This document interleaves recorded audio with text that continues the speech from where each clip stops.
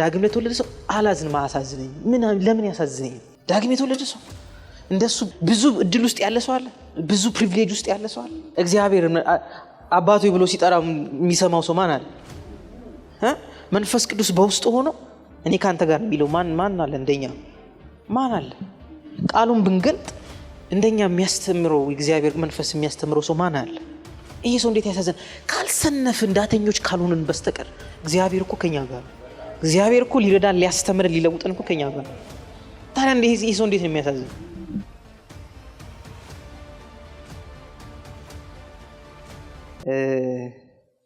እግዚአብሔር ስለሚወደን ለኛ ካለው በጎ ሐሳብ የተነሳ ሁሉ ቀን በፍቅሩ ያገለግለናል።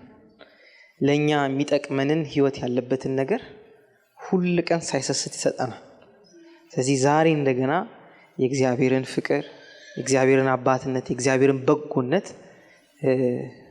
የምንቀምስበት ቀን ነው።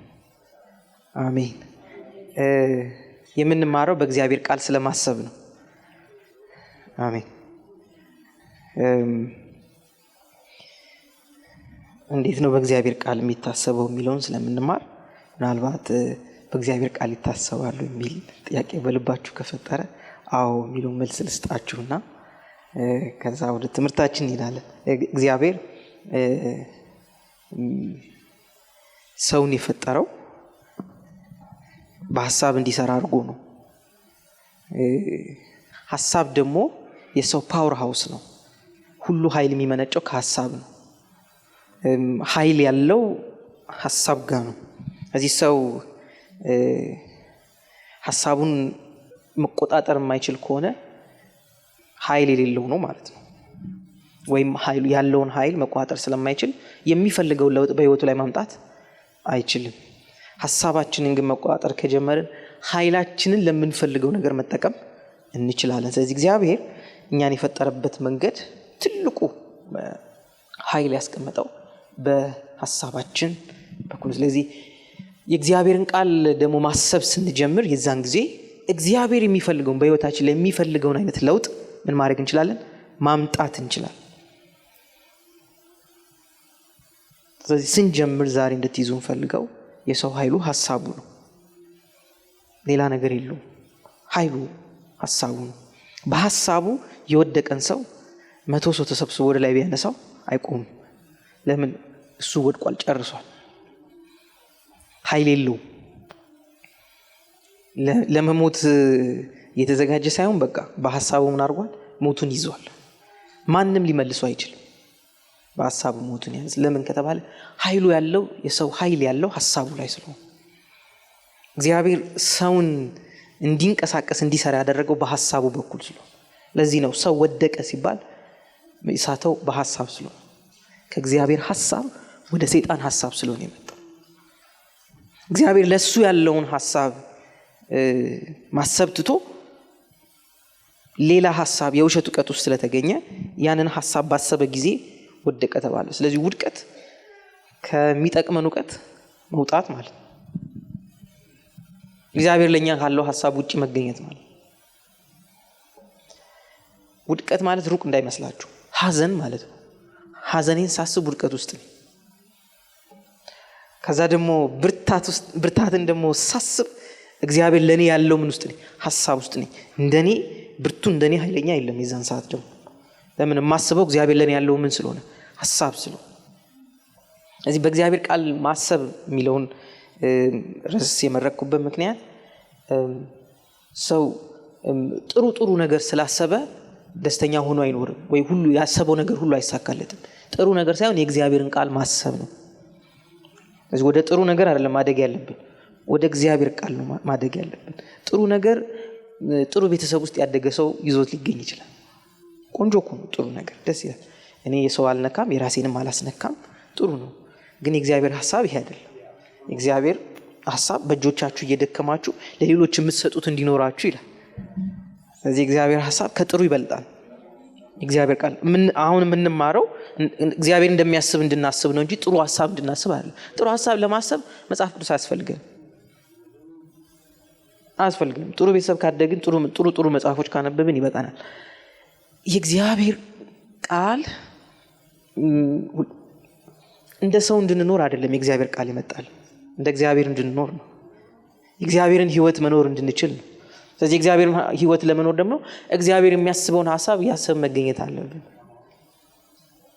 ያለዚህ ሰው እግዚአብሔር የሚያስበውን ሐሳብ ሳያስብ ውጤቱን ብንፈልግ አናገኘውም። ደስተኛ ሆኜ መኖር ፈልገው ይላል አንዳንድ ሰው። በህይወት ምን እንዲሆን ትፈልጋለህ ሲል እኔ እንደዚህ ሆኜ ነው መኖር ፈልገው። ይሄ ውጤቱ ነው። እዛ የሚወስደን ደግሞ መንገድ አለ። አንዳንድ ሰው የሚያስብበት መንገድ የምፈልገውን ነገር ይሰጠኛል ብሎ የሚያስብበት መንገድ ወይ ብር ይሆናል፣ ወይ ሰው ይሆናል፣ ወይ ትምህርት ይሆናል። ሁሉም እነዚህም ይሰራሉ እኮ የሚያመጡት ነገር አለ፣ ግን ደግሞ አይዘልቁም። በጣም በቃ የተሳካለ ሰው ጥሩ ነው፣ በጣም በቃ በእውቀቱ በጣም እዚህ የደረሰ ነው የሚባል ሰውዬ የሆነ አመት ላይ ጡረታ ተብሎ ይወጣል። በቃ የጉዞው እዛ ድረስ ነው የሚሄደው፣ እውቀቱ የሚሄደው እዛ ድረስ ነው። ከዛ ጡረታ ነው። እንዴት ያለኩ ምን አይነት በቃ የሚገርም ሰው መሰላችሁ ምናምን ይባላል። ግን ምንድነው ጡረታ ወጣው። እውቀቱ የት ድረስ ነው? እዛ የሆነ 60 ምናምን አመት ድረስ ነው። በቃ ያንን እውቀት ይዞ ምን ሊያደርግ ይችላል? ሊሰራ የሚችል።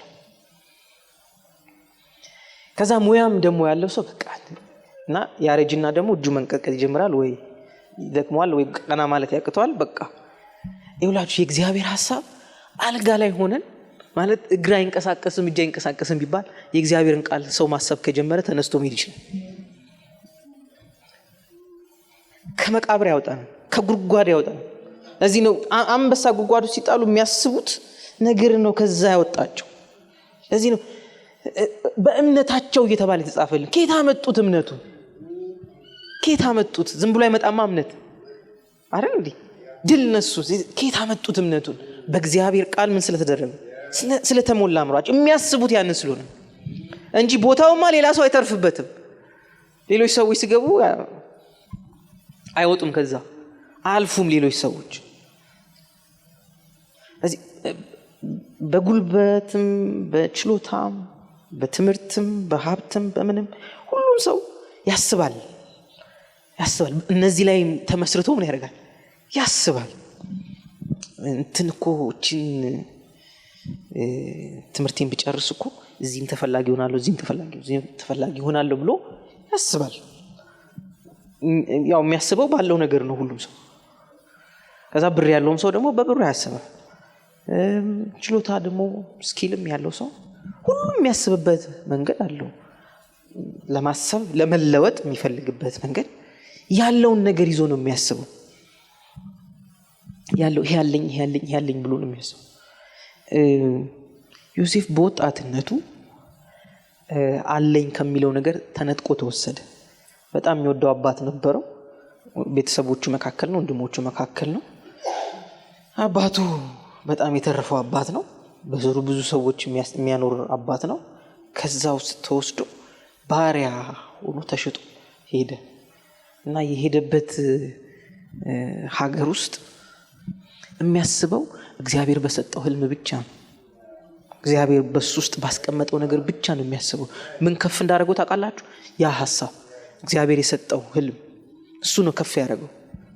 ማንም ሰው የለውም፣ ሰው የሌለው ማንም የሚደግፈው የሚያበረታታው ሰው በሌለበት ቦታና ሀገር ውስጥ ከፍ ያደረገው ያሳካው ቀድሞ እግዚአብሔር በሱ ውስጥ ያስቀመጠው ሐሳብ። ይኸውላችሁ ህልም የሚሰጠው እንድናስበው ነው። ውይ አይቼ ነበር እንድንል አይደል?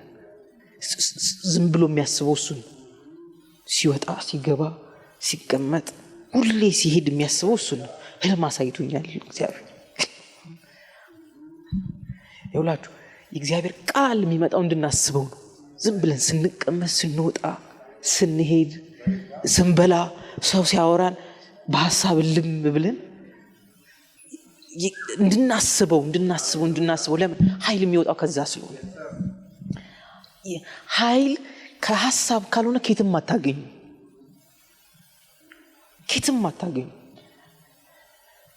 ሰውን የሚለውጠው ነገር የሚመጣው ከውጭ አይደለም ከውስጡ ነው። ልንለወጥበት የምንችልበትን ኃይል የምናገኘው ለዚህ ነው። ይላችሁ ክፉን ነገር ትንቢተ ሚክያስ ምዕራፍ 2 ከቁጥር 2 ጀምሮ ሲናገር ክፉን ነገር በመኝታቸው ሆኖ ስለሚያሰላስሉ ሰዎች ለነሱ ሰዎች ወዮላቸው ይላል። ለምን ሲነጋ ሊያደርጉበት የሚችሉበት ምን አላቸው? ኃይል አላቸው። ስለዚህ ሲያሰላስሉ ሲያሰላስሉ ኃይልን ይዘው ይነሳሉ። ጠዋት የሰውን መሬት ይመኛሉ፣ ይወስዳሉ። የሰውን ቤት ይፈልጋሉ፣ ይነጥቃሉ ይላል። ክፉ ነገር እኮ የሚያስቡት ግን ሲያሰላስሉ ያድሩና ጠዋት የሚያደርጉበትን ምን ያደርጋሉ?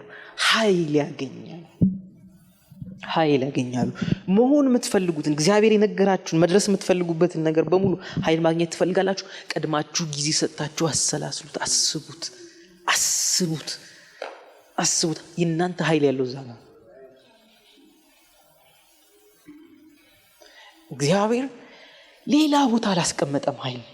ኃይል ሙላኝ ይላል አንዳንድ። ይሄው የምንሞላበት ነው።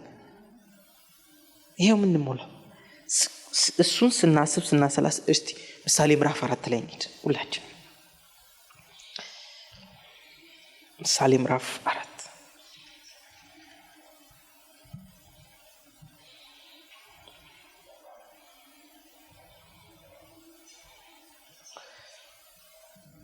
4 ከቁጥር 20 ጀምሮ ነው የምናነበው።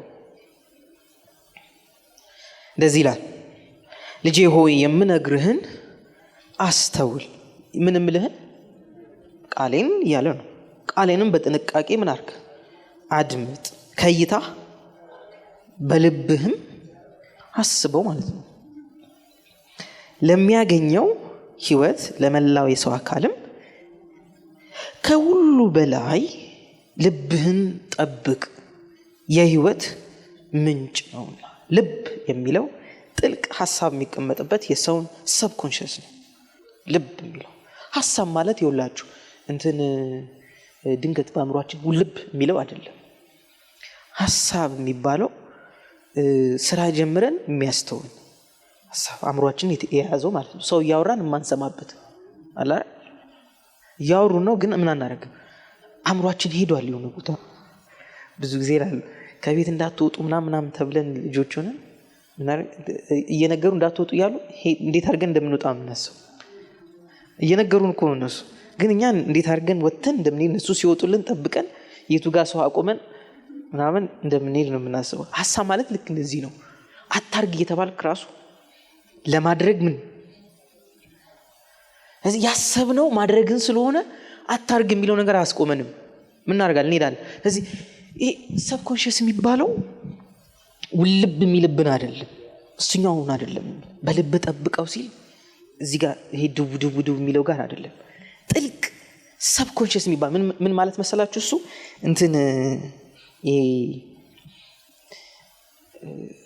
እንደዚህ ላድርግ ሳንል የምናደርገው ነገር ማለት።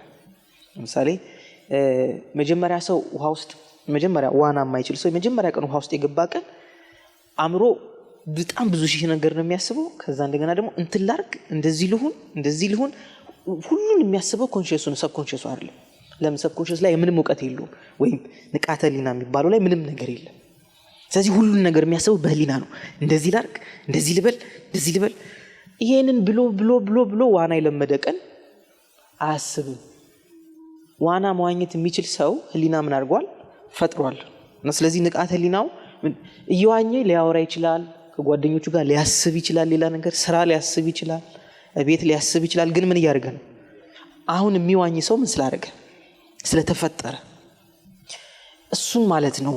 አሁን በልብ ጠብቀው ሲል እዛ ጥልቅ እዛ ውስጥ አስገባው። ያንን እንድትሆነው የህይወት ምንድን ነው አለ? ህይወት የሚባለው የምናመነጨው ከዚህ ከልባችን ውስጥ ከሀሳብ ነው ማለት። ስለዚህ ድንገት ቁጭ ብለን የምናስባት ነገር ሳይሆን ልሂድ ልምጣ አይደለም። ስንሄድ የምናስበው ምንድን ነው? እስቲ ልጸልይ ብለን እነሳለን አይደል? ግን ልንጸልይ ስንልና ስንጸልይ የምናስበው ምንድን ነው? እንጸልይ ምናምን ብለን በጣም ደስ ብሎን በጣም በፓሽኔት ሆነን በጣም ግለን ልንጸልይ እንችላለን። እንደዛ ሆነን ስንጸልይ ሀሳባችንን አንዳንድ ይዞት የሚሄድ ሌላ ሀሳብ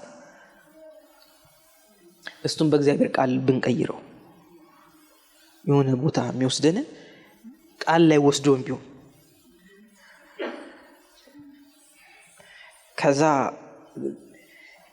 እንትኑ ይሄ ፖለቲካው ኑሮ ምናምን ውድነት እንትን ማለት መውጣት መውረድ ምናምን ትቶ እያለ እሱ ቃሉ ሳብብ ያደርገን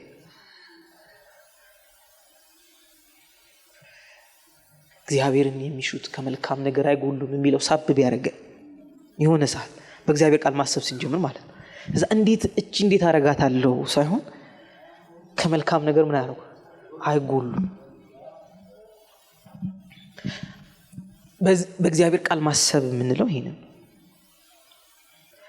ነገሩ እያለ አይን አፍጥጦ በደንብ ፊት ለፊት እያለ ለማሰብ የመረጥነው የእግዚአብሔርን ቃል ሲሆን ለማሰብ የመረጥነው እግዚአብሔር የነገረንን ሲሆን እግዚአብሔር ያለንን ለራሳችን ያለን ሲሆን የዛን ጊዜ እኔ ያሰብኩ ያለሁት በማን ነው? በእግዚአብሔር ቃል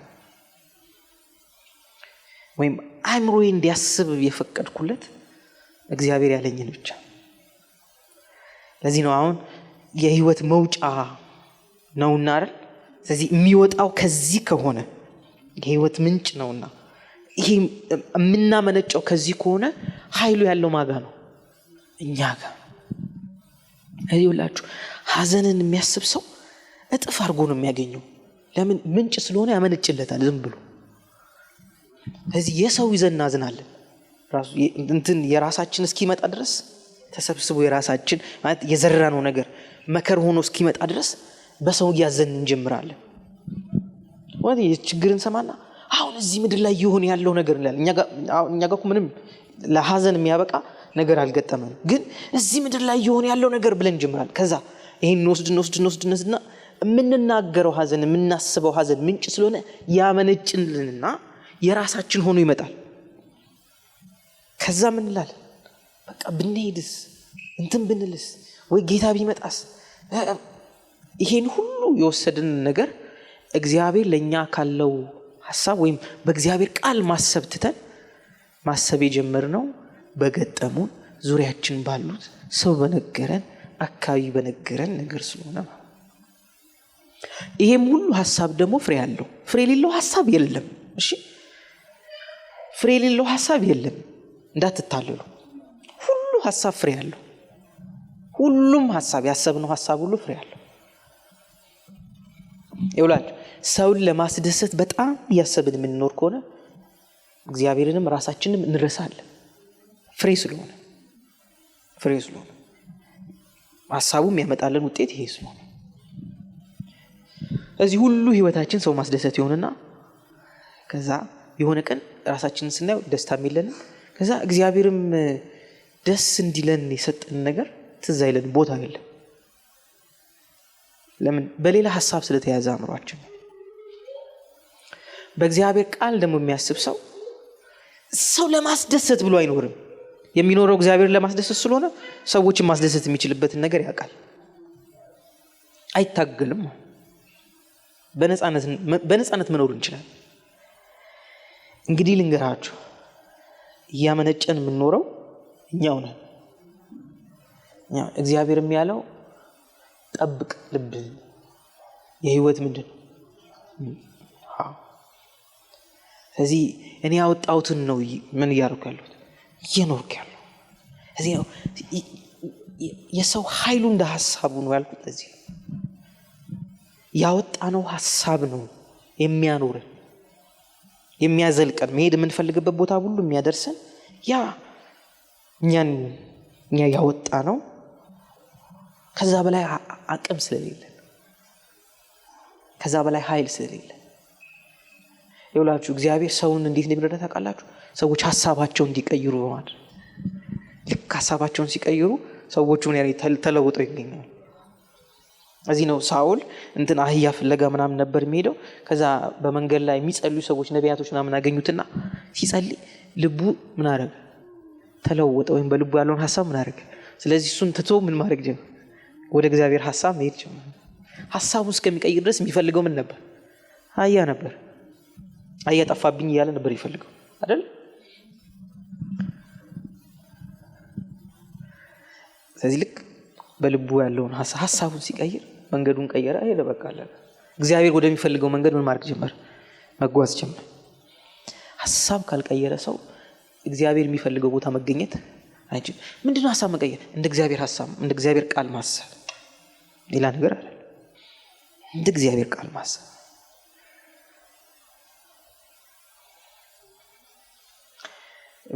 ስለዚህ ቅድሚያ መለወጥ ያለብን ከውጪ ሳይሆን ከውስጥ ነው።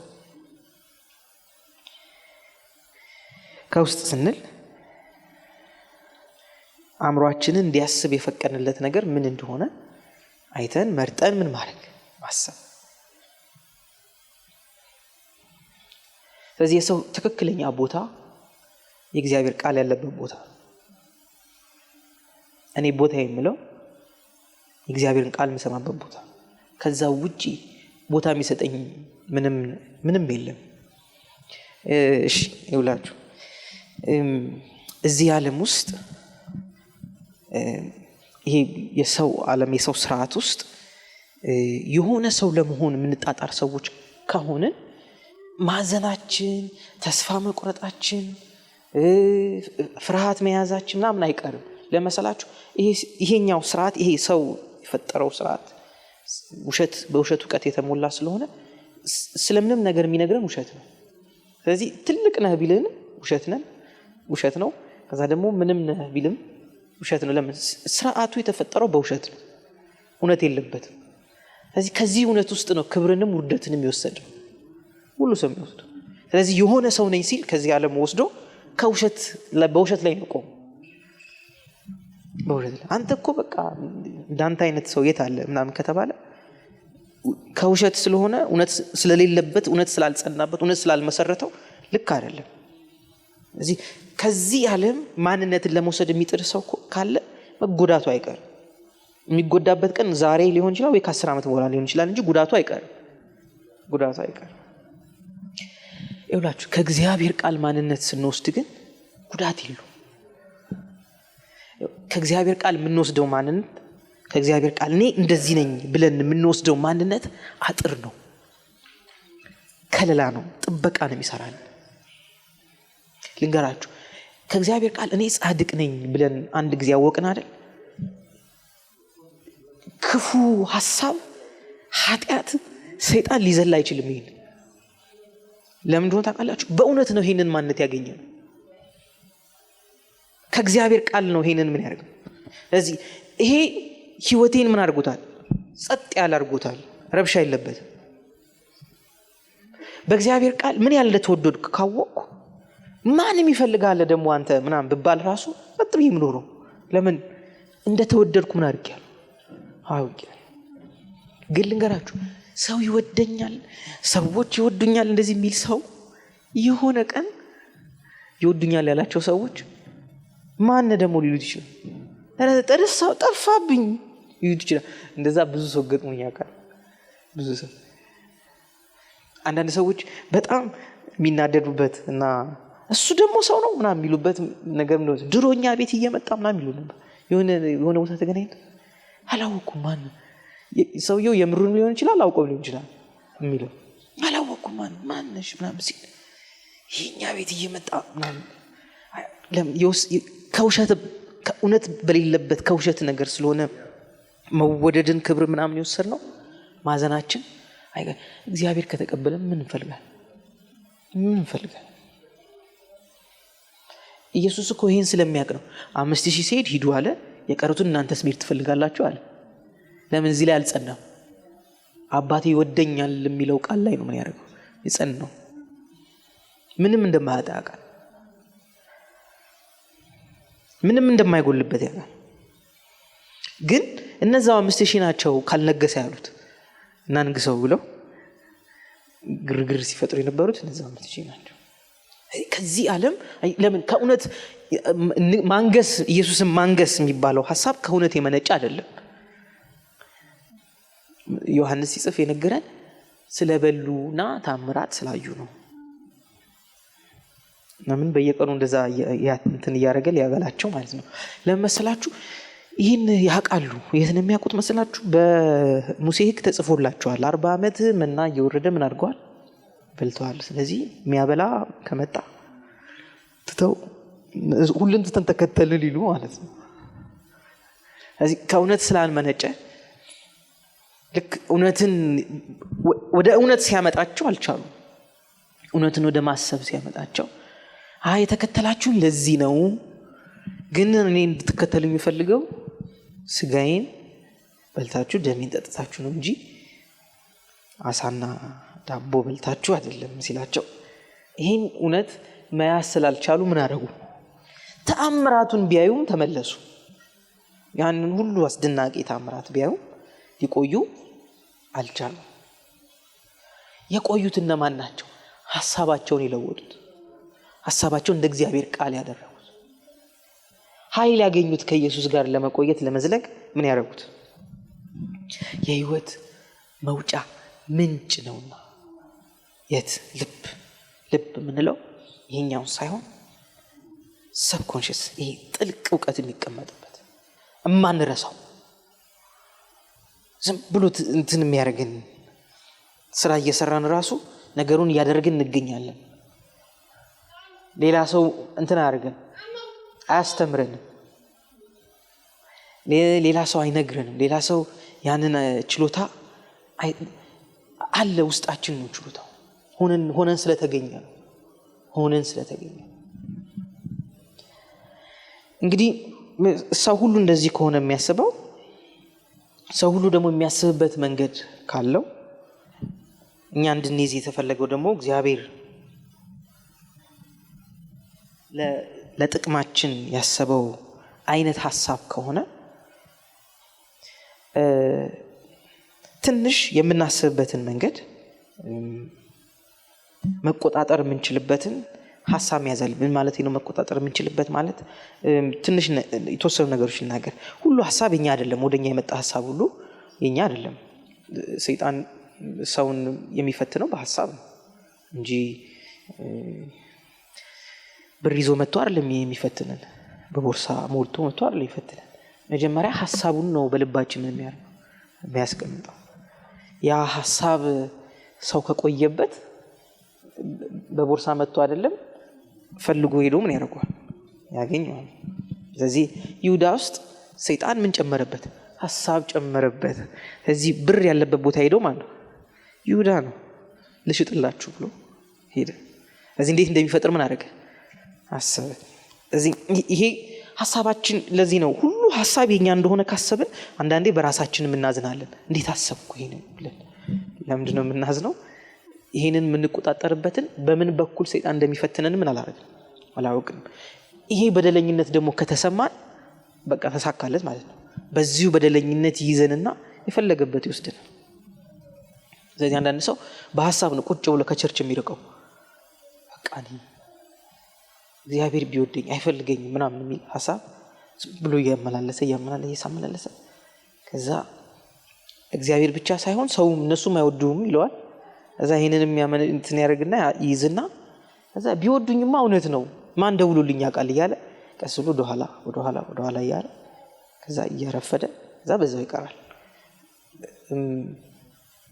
ጠልተነው አሽሽተነው ምናምን ሳይ ነው የሚያስበውን ሐሳብ ስላልመረጠ ኃይል በውስጡ እያመነጨ ስለሆነ ነጥሎ ምን ያደርገዋል? ያስቀረዋል። ማሸነፍ እስከማይችል እንዴት ከቸርች ቀረው ሊል ይችላል የሆነ ቀን። ለምን? ይሄንን መቆጣጠር ይሄን መለየት የሚችልበት ብስለት ንቃት ስለሌለው ምን አድርጎታል? ነጥሎ ወስዶታል ከሚጠቀምበት ቦታ ማለት ከሚድንበት ቦታ ከዚህ ሐሳብ ሊድን ሊያመልጥ ከሚችልበት ቃል ምን አድርጎታል? ነጥቆ ወስዶታል። ስለዚህ የምናስበው ሐሳብ በሙሉ የኛ አይደለም። እንደውም ሰይጣን በሐሳብ ካልሆነ ሊያገኘንም አይችልም። የእውቀት ዓለም ክፍት ነው። ምን ማለት ይመስላችሁ? ክፍት ነው ማለት ሰው መልካምና ክፉን በማወቅ ከኛ እንዳንዱ ሆናል የተባለው። ከዛ በፊት የሚያውቀው አንድ እውቀት ነበር፣ መልካምን ብቻ ነበር። አሁን ግን የተከፈተው ለምንድን ነው? ለሁለት እውቀት ነው፣ መልካምና ምን ክፉ። ትግሉም ይሄ ነው፣ መልካምና ክፉ ነው። በየቀኑ የምንታገለው ይሄንን ነው፣ መልካምና ክፉ። ሌላ እውቀት የለም። ያለው ሁለት እውቀት ነው ያለው። ስለዚህ የተከፈተ ነው ማለት ወይ መልካም ማሰባችን አይቀርም ወይ ክፉ ማሰባችን አይቀርም። ከዚህ ውጪ የለም፣ ሌላ ምንም አናስብም። ስለዚህ ወይ ስሳካ ያለው ወይ ደግሞ ስወድቅ ያለው፣ ሌላ የለም። ወይ በእግዚአብሔር ሐሳብ ራሴን ስለውጣ ያለው ወይ ደግሞ እኔ እንጃ እኔ እንኳን እግዚአብሔር የሚወደኝ የማይመስለኝ እያልኩ ልኖር ይችላል።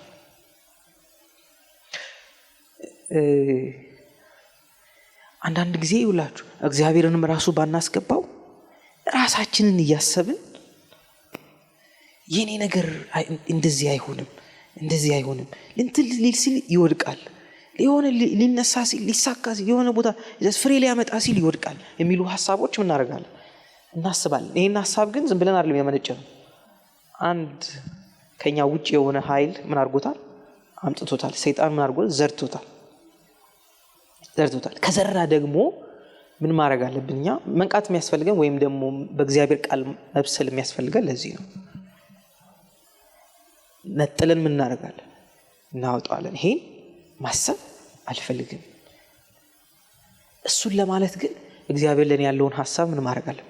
ማወቅ አለብኝ። እዚህ ነው እናንተ በእኔ ብትኖሩ ቃሎቼም በእናንተ ቢኖሩ።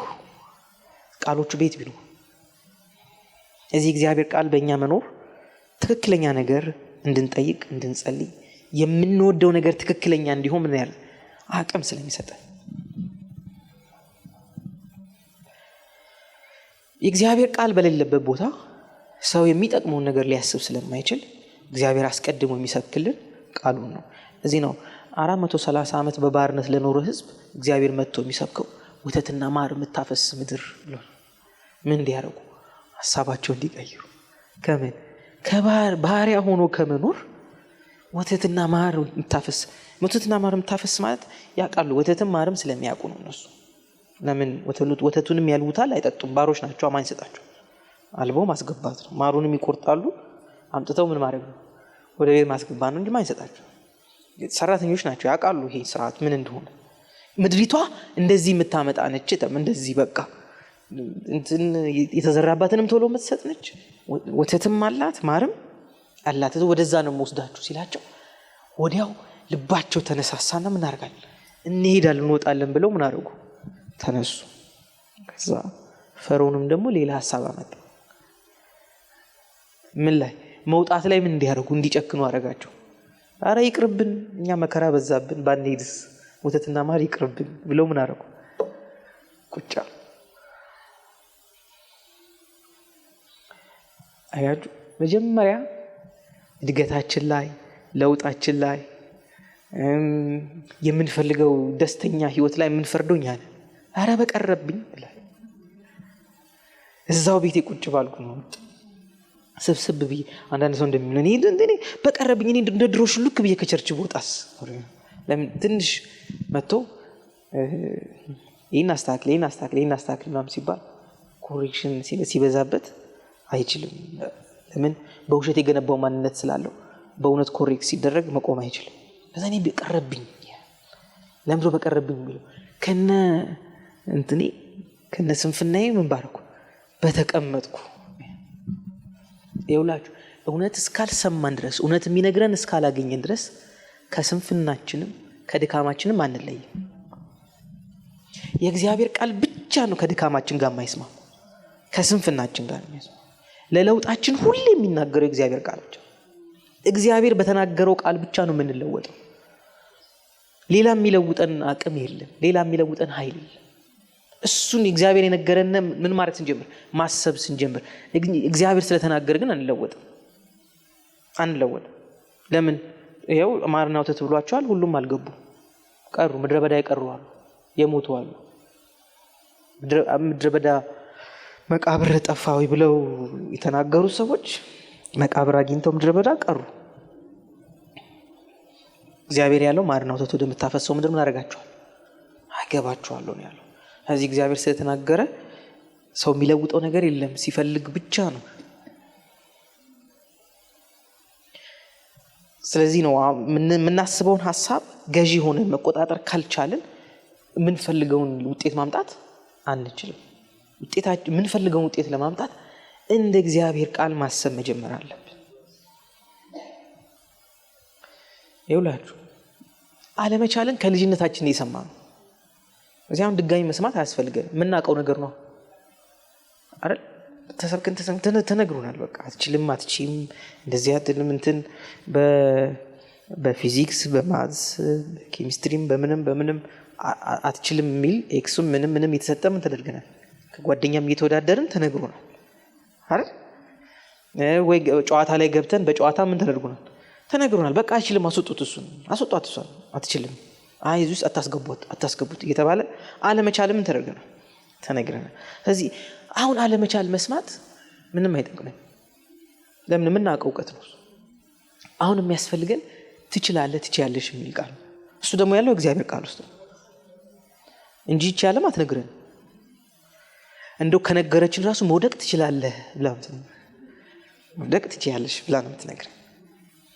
የእግዚአብሔር ቃል ግን ሲነግረን እውነቱን ነው የሚነግረን። እውነቱን ልክ ሰው በእግዚአብሔር ቃል ማሰብ ሲጀምር እውነተኛ ደስታን መለማመድ ይጀምራል። ለምን? ከእውነት ነው የጀመረው። እውነተኛ ደስታ በራሱ ጸንቶ መቆምን ይጀምራል፣ ይለምዳል። ጌታ እንደዚህ ብሎኛል፣ ጌታ ነው እንደዚህ ያለኝ። መጽናት የሚባለውን ነገር የሚያገኘው ከምን ይሆናል? ከእግዚአብሔር ቃል ይሆናል። እግዚአብሔር ከነገረን የነገረን ነገር እውነት ስለሆነ የዝም ቦታ ያጽንቶ ያቆማል።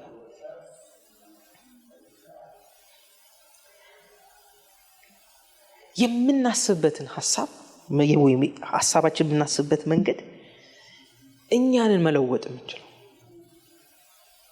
ይውላችሁ አእምሮ የኛ ስለሆነ እግዚአብሔርም ተለወጡ ነው ያለው። በአእምሮአችሁ መታደስ ተለወጡ። ለምን? የማን ነው? እኛ የኔ ነው። በቃ እኔ ነኝ ስፈልግ እንደዚህ ማድረገው፣ ስፈልግ እንደዚህ ለምንድን ነው ሁሌ እንደዚህ አይነት ነገር የምታስቡ የሚባሉ ሰዎች አላያችሁ? ሁሌ እንደዚህ ነው የምታስቡ አንተ ሁሌ እስቲ ቀናውን አስብ የሚባሉ ሰዎች አላያችሁ? ራሱ በዚህ ዓለም እንኳን እንደ እግዚአብሔር ቃል እኮ አይደለም፣ እንደው በዚህ ዓለም እንኳን ኧረ ቀናውን እስቲ ያስብ ይባላል። ለምን?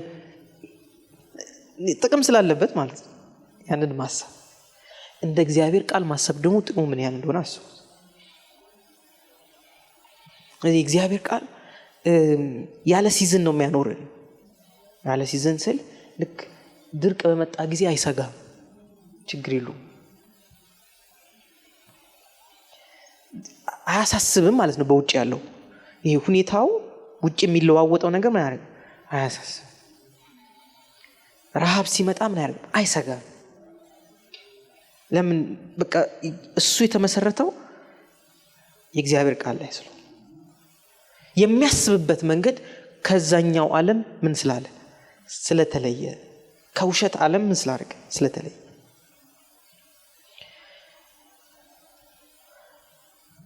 ስለዚህ ደስታን ማሰብ ካልቻልን ሌላ ነገር ማሰብ ስለማንችል የምናስበው ሀዘንን ነው። መሀል ላይ የለም ሌላ። ደስታና ሀዘን ቅልቅል ማኪያቶ የሆነ ነገር የለውም። ቀላቅለን ልናመጣ የምንችለው ነገር የለም። የምናስበው ወይ ደስታን ነው ወይ ምንድን ነው? ሀዘንን ነው።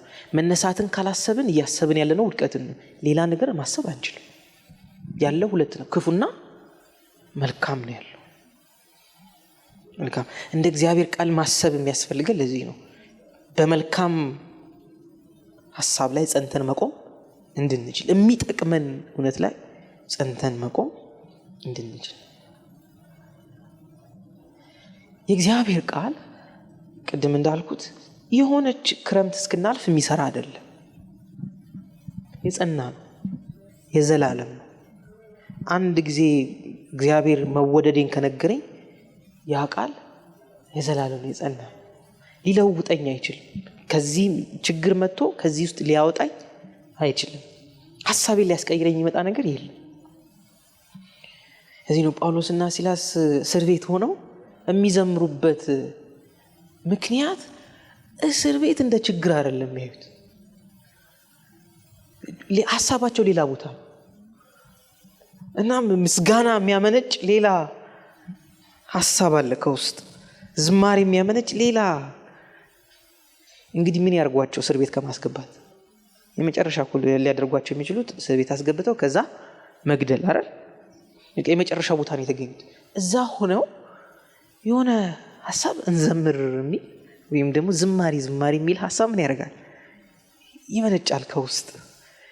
ሰው ሐሳቡን የሆነ ቦታ ካላደረገ በስተቀር እንደዚህ አይነት ለውጥ ወይም እንደዚህ አይነት ነገር ውስጥ ገብቶ ሊዘምር አይችልም። ታዲያ ለምን እንደዚህ ማድረግ ቻሉ? ለምን እንደሌላ ሰው አላለቀሱ? ለምን አልፈሩ? ምክንያቱም የሮማውያን እስር ቤት ዝም ብሎ እስር ቤት አይደል። የታሰሩት እጅም እግራቸውንም የታሰሩት ሲታሰሩ ምንም እንቅስቃሴም የለም። ወደዛም ወደዚህም አይሉ፣ ታስረው ቁጭ ነው። ለመተኛትም ቦታ ለመቀየርም ለምንም አይመችም። ሁሉ የሮማውያን እስር ቤት የራሳቸው የሆነ አስከፊና ደስ የማይል የሚያጎሳቁል ነገር አላቸው። እነሱ ደግሞ የነበሩበት ምንም በቃ ቁጭ እጅም እግርም ታስሯል። ቁጭትም አትሄድ። የህይወት ምንድነው ማውጫ? ዝም ብሎ ህይወት የሚያመነጭ አንድ ሐሳብ አለ። ቦታው ምንም ሲዝናል አይደለም። የሆነ ሁኔታ እየጠበቀ እየተቀያየረ ምናምን አለ። ቸርች ስደርስ ውርር የሚያደርገኝ ነገር አለ አይደለም። የትም ቦታ ብገኝ ውርር የሚያደርገኝ ለምን? የማመነጨው ከየት ነው? ከውስጥ ነው። ቦታ እየለየ አይደለም።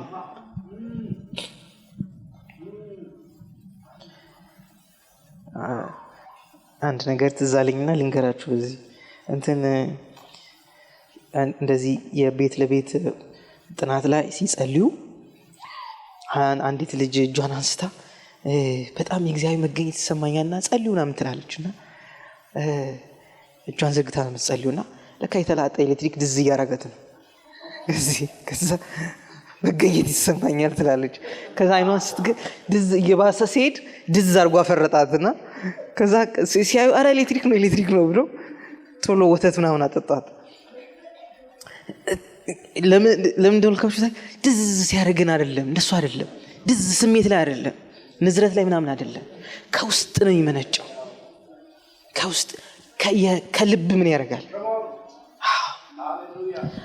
እንደ እግዚአብሔር ሐሳብ የሚያስብ ሰው እንትን አይደለም፣ ስሜት ላይ ፊሊንግ ላይ አይደለም እግዚአብሔርን የሚያስቀምጠው። እውነት የሚቀመጠው እዛ አይደለም። እውነት የሚጀምረው ከየት ነው? ከውስጥ ነው። ስለዚህ ለውጣችን የሚጀምረው ደስታችን ከውስጥ ይጀምርና ይወጣና ምን ያደርገናል? ይጋባል። የተገኘንበት ቦታ ይጋባል።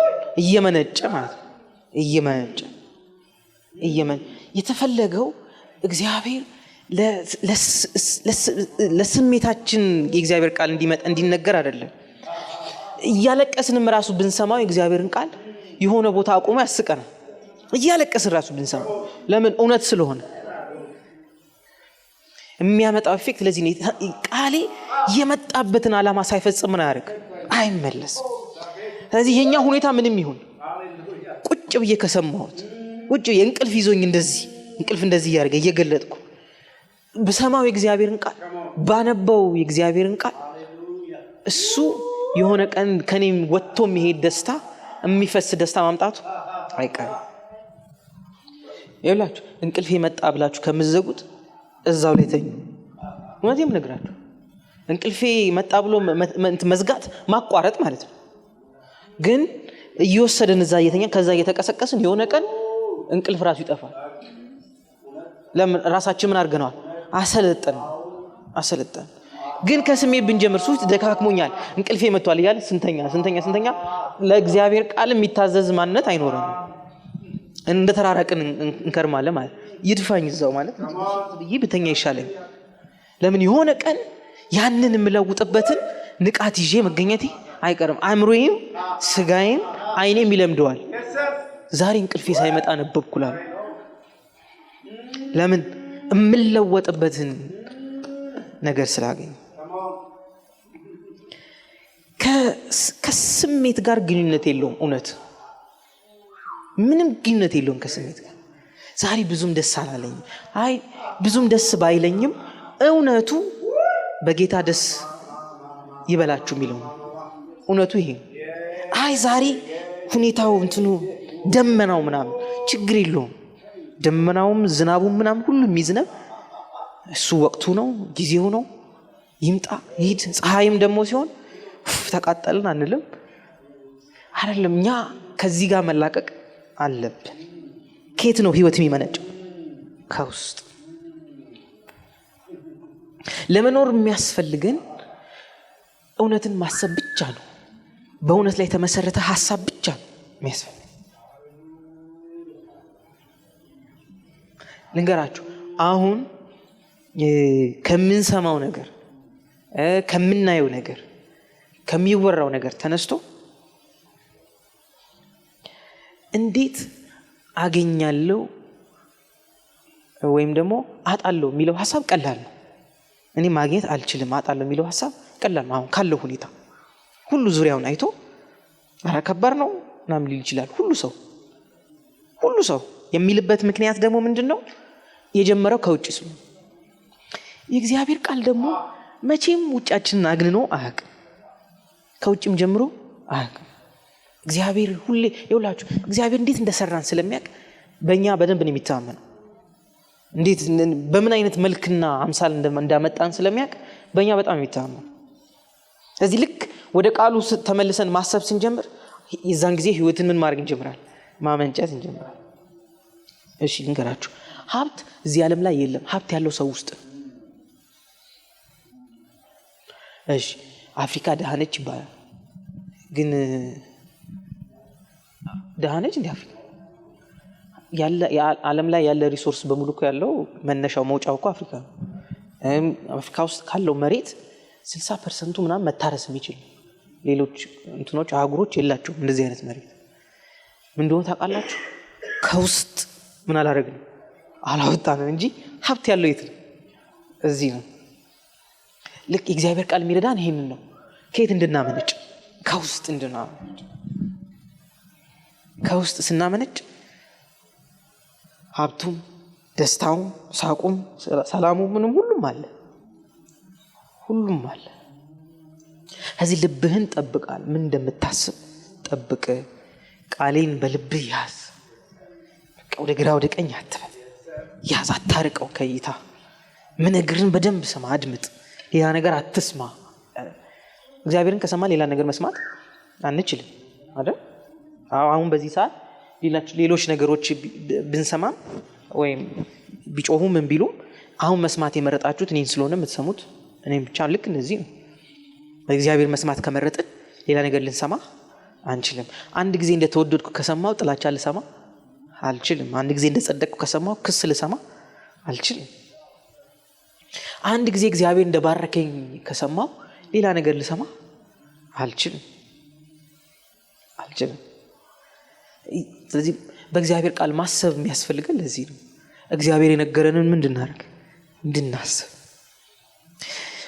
ማቴዎስ ወንጌል ምዕራፍ 4 ላይ ኢየሱስ በሰይጣን ሲፈተን የተፈተነው ይሄ ነው። ተፈተነው ሰይጣን መጥቶ የፈተነው ኢየሱስ ከሚያስበው ሐሳብ ምን ሊያደርግ ነው? እሱ እዚህ እግዚአብሔር ልጅ ከሆንክ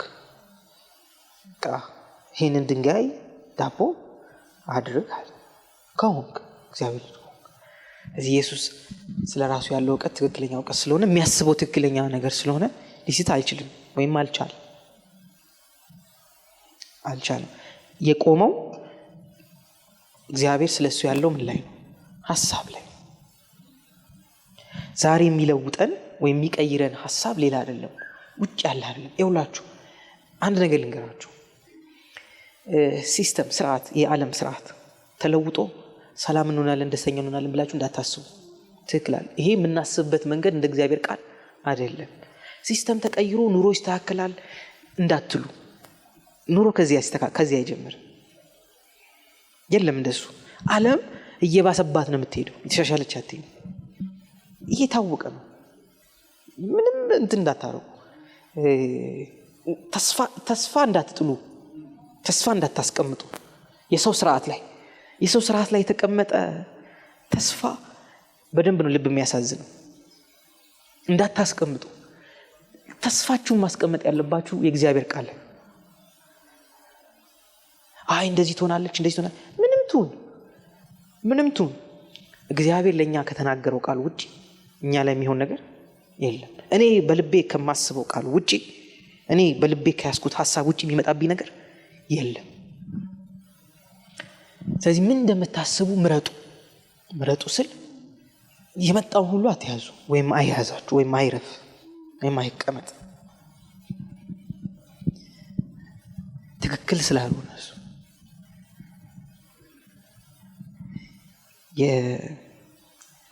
የሰይጣን የሚያመጣው ሐሳብ ዝም ብሎ እንደ ወፍ ሊበር ይችላል። ዝም ብሎ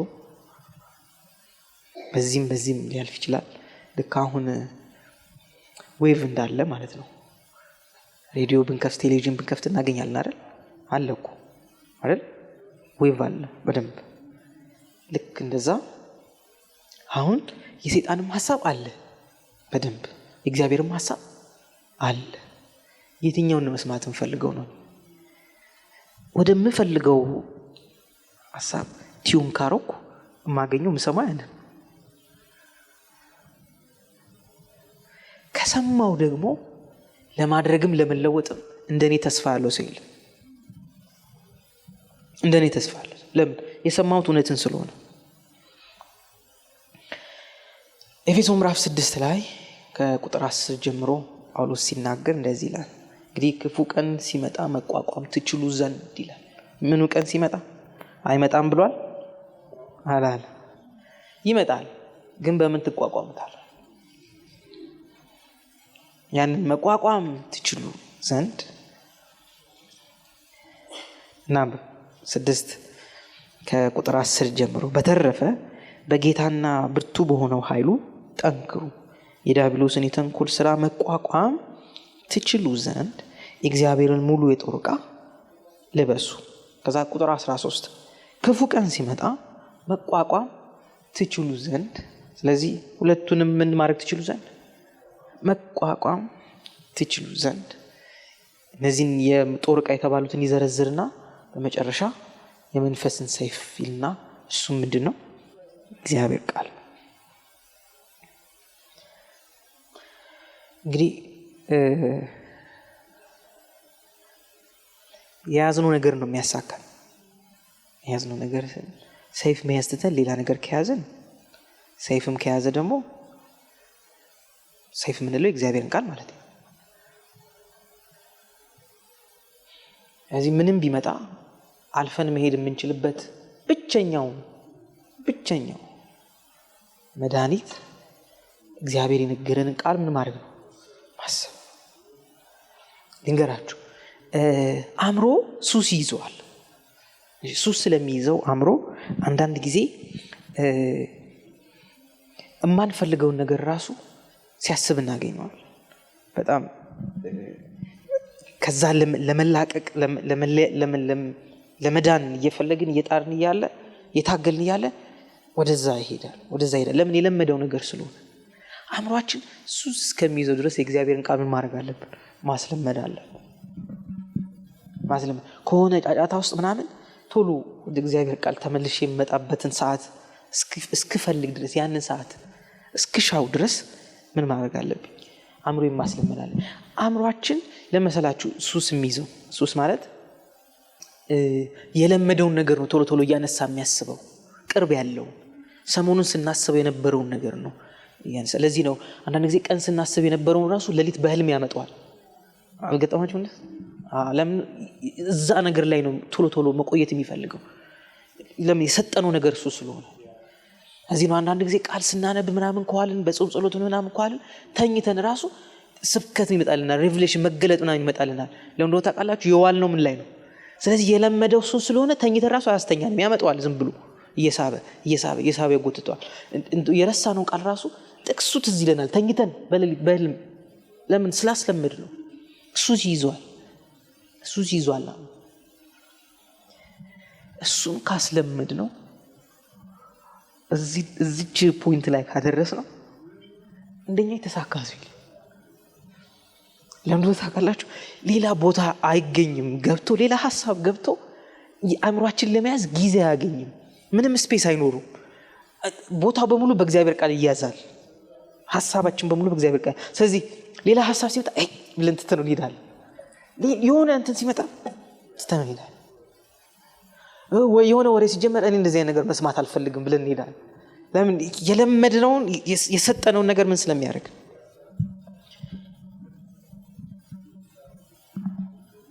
እግዚአብሔር እንድናስብ የሚፈልገው በነገረን ቃል ልክ ነው።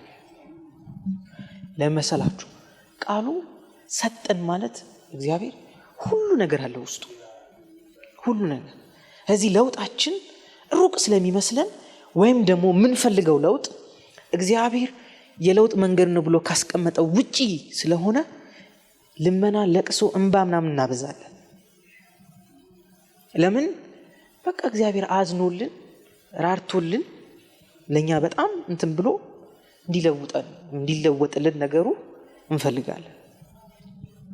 ይሄ አንዳንዴም ከንጽህና፣ አንዳንዴም ካለማወቅ፣ አንዳንዴም ደግሞ ብዙ ከሃይማኖት ውስጥ ከመቆየት ያመጣነው አስተሳሰብ ነው። እግዚአብሔር በዚህ መንገድ አይሰራም። እግዚአብሔር ከሰራ ቃሉን ይሰጠናል። ቃሉን ስንይዝ ቃሉን ሁሉን ነገር ምን ያደርጋል? ይለውጣል። በቃ እግዚአብሔር ቃል ራሱ እግዚአብሔር ቃል የመጣበት ዓላማ ሰዎች ሰምተው እንዲለወጡበት ነው። ባለፈው ፓስተሩን ሲያስተምረናል ነበር። ካልሰሙ እንዴት ይድናሉ? ስለዚህ ሰምተው ነው ምን የሚያደርጉበት? የሚድኑበት። ሰው የሚለወጠው በሰማው በእግዚአብሔር ቃል ልክ ነው። ያ የሰማውን እግዚአብሔርን ቃል ወይም የሰማውን እግዚአብሔርን እውነት ማሰብ ማሰላሰል ሲጀምር ብቻ ለውጡ ይጀምራል። አለዚያ እግዚአብሔር እያዘነ የሚለውጠው ሰው የለም። ክርስቲያንን በተመለከተ እግዚአብሔር ምንም ሐዘን የለውም ልብ ውስጥ፣ ለማንም ሐዘን። ክርስቲያንን በተመለከተ ዳግም የተወለደ ሰው ለምን? ኢየሱስን ሰጥቷል፣ መንፈስ ቅዱስን ሰጥቶናል፣ ቃሉን ሰጥቶናል። ለምን ያዝንልናል? ያጣነው ዲሲፕሊን ነው እንጂ የምናሳዝን ሰዎች አይደለም። ከዚያ ያዝንልንም እግዚአብሔር። እውነቴን የምነግራችሁ ብንፈራፍር እዚህ ያዝንልንም። ለምን ያዝንልናል? በመሰረቱ እግዚአብሔር ስሜታዊ አይደለም። እግዚአብሔር በመርህ ነው የሚሰራው። እዚህ መርሁ ደግሞ ቃሉ የሰጠን ቃል ስለሆነ ማለት ነው። እዚህ እንደው ጌታ አላሳዝንን ብትሉ መልሱ አይሰማውም። ይሄን ጸሎት ስላልሆነ ማለት ነው አይሰማውም። እና በጣም እግዚአብሔር እንትን ከወደዳችሁ እንደሚያደርጋችሁ ታውቃላችሁ። ቃል የሚናገር ሰው ይልክላችኋል። ለምን? ሐሳባችሁ እንድትለውጡ፣ ልባችሁ እንድትለውጡ ምን ቃል የሚናገር ሰው ይልክላችኋል። ወደ እግዚአብሔር ሐሳብ የሚመልሳችሁ ሰው ይልክላችኋል። እዚህ ነው እግዚአብሔር ረዳ ከተባለ የሚረዳው በቃሉ። ቃል ከላከልን እግዚአብሔር ምን አድርጎናል? ረድቶናል። ቃል ከሰማን የእግዚአብሔር እርዳታ ምን አድርጎናል? አግኝቶናል፣ መጥቶልናል። ይኸውላችሁ ካሉበት ቦታ ተነጥቀው የወጡት ሰዎች ቃል መጥቶላቸው የእግዚአብሔር ቃል እንዲህ ሲል ወደ ኤልያስ መጣ። የት ሆኖ? የሆነ ቦታ ተሸሽጎት ናውጣ ምናምን ቃል መጥቶለት ምን ያደርገው? የወጣው የትም ቦታ ሁኑ ምንም ውስጡ ነው እግዚአብሔር የሚልክላችሁ ምንድነው? ቃል። ያንን ቃል ከመጣ በኋላ በዛ ቃል ማሰብ ስንጀምር አለቀ። በቃ አለቀ። ምንም ነገር ቦታ ሳንቀይር እኛ ወጥተናል። የለንም እዛ ቦታ ልንገኝም አንችልም። ስለዚህ ዛሬ በጣም ስለ ብዙ ለውጥ የምትጸልዩ ሰዎች ካላችሁ መንገዱ ይሄ ነው። እግዚአብሔር የነገራችሁ የእውነት ቃል ላይ ቆሙ። እሱን አስቡት። እሱን ማሰላሰል ጀምሩ። ተውት፣ ነገሮቹ አይለወጡ፣ ችግር የለውም። እናንተ ከተለወጣችሁ ይበቃል።